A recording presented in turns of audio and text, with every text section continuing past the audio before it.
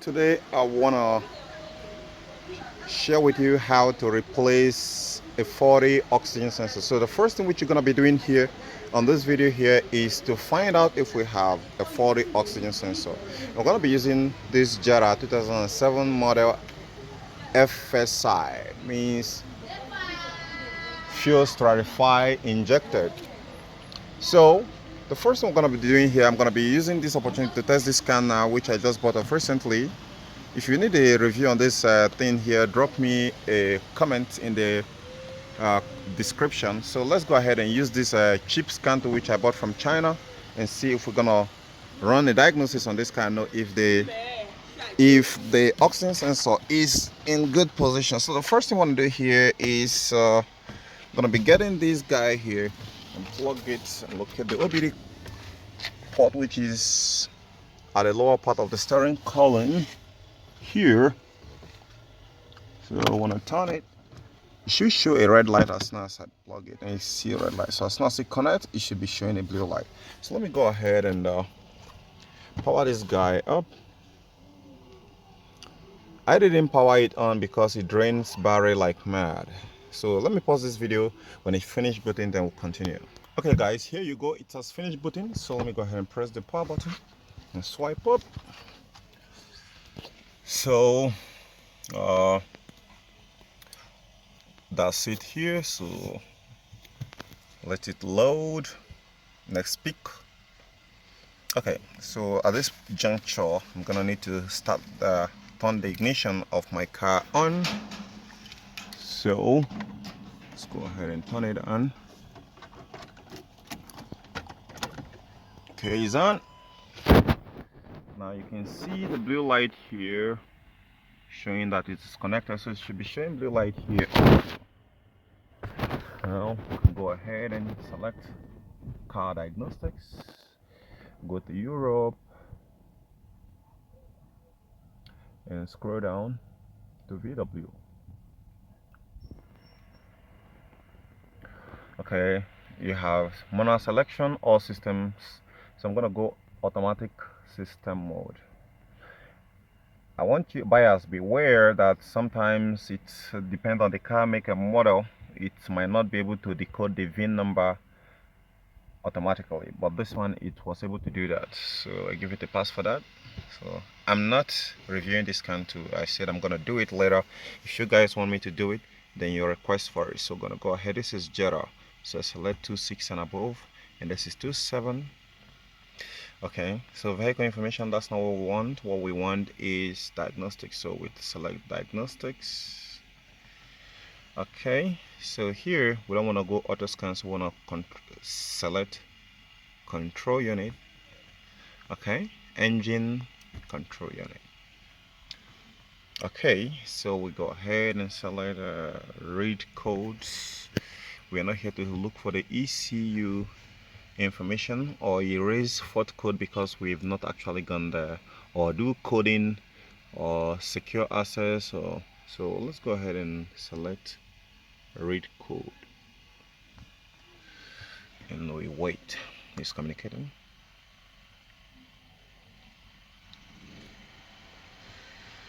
Come on, mumbo jumbo, don't waste my time, don't waste my time, don't waste my time, don't time I waste. Okay, it's kind of slow today. I don't know, I just made an update of recently, but before it can be very snap to read code quickly, but it's delaying. Maybe I should pause this video right now. When it's done I'll back, but let me just wait. Let's see how it goes. Come on, come on, come on, come on. Hey, I'm in a hurry. I don't have all the...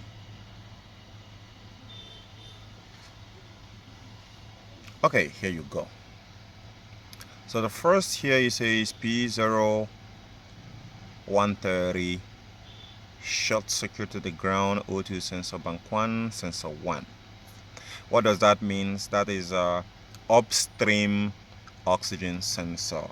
Now for VW oxygen sensor upstream, they are shorter than the downstream oxygen sensor, and it still goes okay too. It has a lost communication with the steering control column, which often come as this guy right here. That's not why we're here. So proceed further. I still go ahead and say O2 sensor, bank 1 sensor 1, bank 1, bracket 1 sensor 2, but I know it's still talking about. Now let's go ahead on the P2238. now you say O2 sensor positive current, circuit bank 1 sensor 1 low. So at this point here it still goes further to P0030, which is saying O2 sensor heater, circuit bank 1 sensor 1. So it has complained a lot about this very sensor, so that sensor is bad. So now we have another problem here. I'm not going to be addressing it because that's not why we're here. We're here to find out the oxygen sensor. So let me go ahead and pop the hood open. We switch off the ignition. All right, now I'm gonna pop the hood open. Draw here, it pops open. Now I'll show you step on what to do, how to replace the oxygen sensor. Just a moment. Now here I don't have a brand new one which I'm gonna replace, so I have a used one which I'm gonna be replacing. So go here and open the hood. Now where is the upstream oxygen sensor? So what you need to do here in order to access it very well is first, the socket is somewhere around here. It's supposed to be hanging here, and that is it over here. So this is the upstream oxygen sensor. The downstream is not here. The downstream is after the catalytic converter for every car make. So what you want to do here is to pull out this cover here, just jack it up a little bit for Jetta and keep it aside. Now it's going to be a little bit tricky. Let me show you where it is. So you go to the back of this very throttle body here. Let me show you, so you know how to work your way in there. You can see it right here. So I advise you do this service when the engine is cold to avoid burning your hand. All right, so there is a wire attached here and it's being screwed in place with some hex X here. So you want to lose that up. Now what is my best catch on this kind of situation, because it's a tight spot right there. If we look at it from here, from this very angle here, we can see it if we dive straight there, but to even get access to that very place there is very tricky, seriously tricky. Now let's access it from another angle.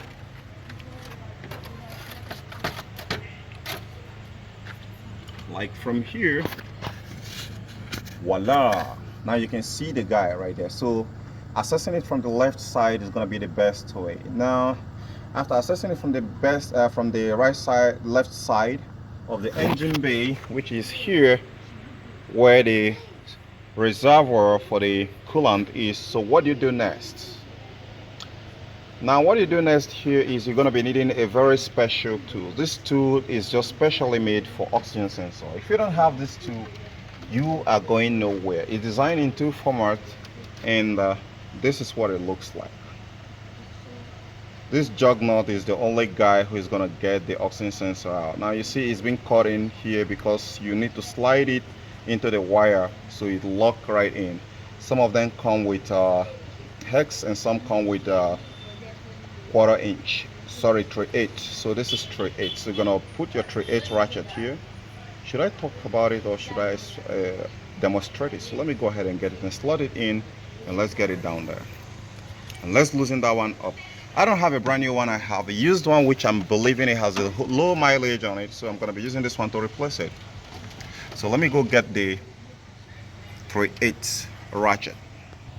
Okay guys, this is a 3/8 and this is a 3/8 short extension.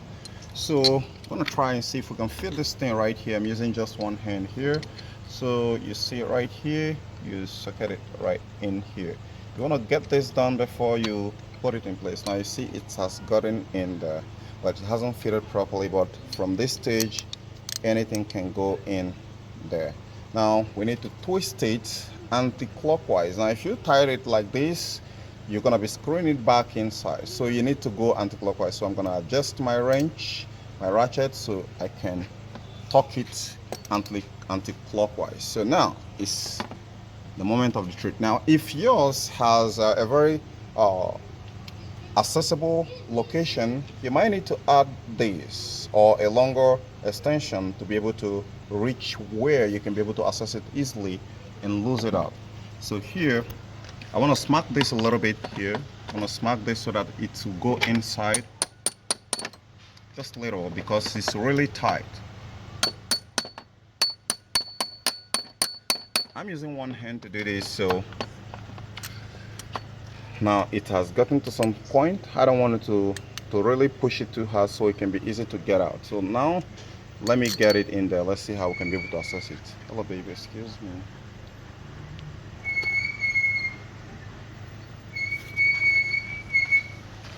Okay, now here if you are not finding it easy to actually locate this, all you need to do is to lose out this intake manifold, which I don't want to do that. All right, I want to see how I can be able to remove this to replace this without removing anything further. So I know it's not going to be easy. Who says mechanic job is an easy thing? Now pretty much going to be a scam. So I'm putting my hand in right there to go and meet it up there. Remember what I told you guys, you need to let this engine to cool off before you do this, else it's not gonna be funny. Now you see that you can use your eyes to see it, but you just only can use your hand. Let your hand do the scene. So come on guy. Now this AC pipe here, the suction line is becoming a pain in the butt.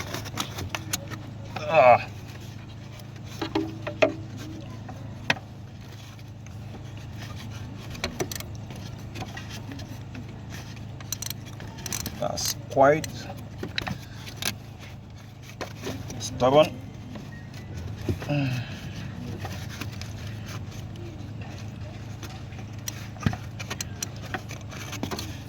Okay, this is not quite going as planned, but it's going as it could, because I'm looking at it as gonna be quite easy to get in there. Okay, finally it's there. All right, so but my ratchet got twisted, not too bad, but right now it's getting a grip, the right grip that I needed. You can see it guys. So now I can drag this up. This is hard. Damn. Okay. It's really hard, man.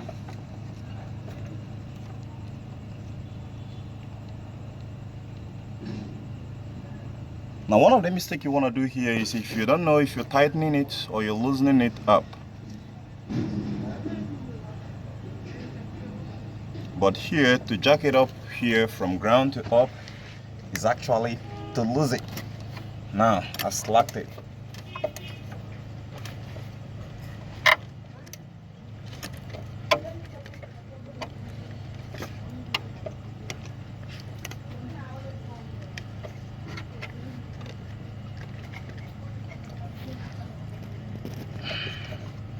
It won't even allow the ratchet to really move, but so maybe I can just remove it and resocket it somewhere else.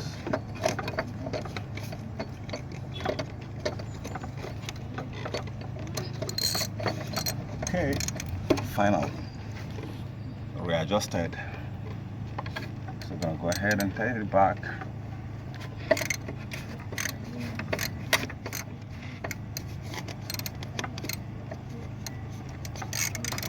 Sometimes this could be very, very much hectic.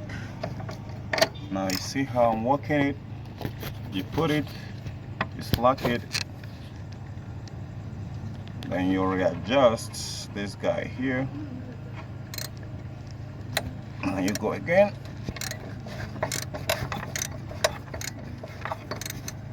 gonna do this until you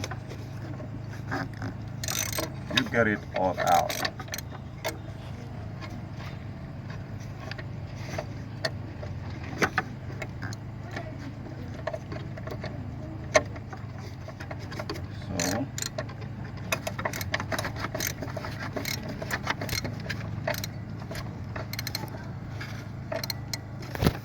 now the next thing you want to do here is to remove this guy here.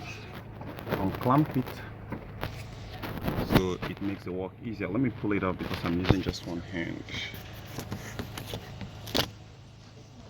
You see right here, there's a tab that's supposed to be here. You press it, you push it, but that tab is out, so let's pull it. Now this point here where you're loosening it up, it's gonna be turning in a direction where you're loosening it, so it makes it much more easier to lose. So let me get back here. Maybe I should give you coverage from up here, but it's not really giving you a good shot because the whole place is really tight. So I want to go ahead and reset then go ahead and pull the socket out again. I'm going to keep doing this over and over to replace it. Now here we go. So this point, can remove it again, reset, and put back the socket, reset again. Hope you're catching that. Okay, reset again, remove the socket. All what you're gonna be doing here is pretty much follow your instinct, follow what your hands is doing. Reset, get it out. Okay, it's finally coming out completely. Now, if yours is really stuck that much, you can ease it off by spraying some WD-40 or brake fluid. All right.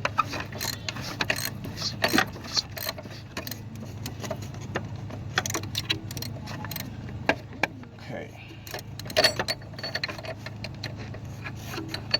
See, it got out of the socket, but you can still put it back in there. Get it back in there.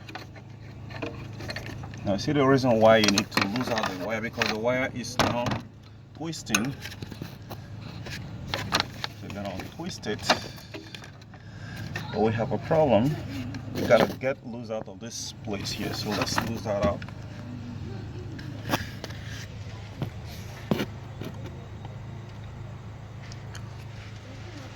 Let's get something and lose it out. Okay guys, we find the right guy. What is his name? This is CVR532. CVR532. So this guy is going to do the job for us. So let's go ahead and give you a shot and tell you exactly what we need to lose out here so you stay focused, because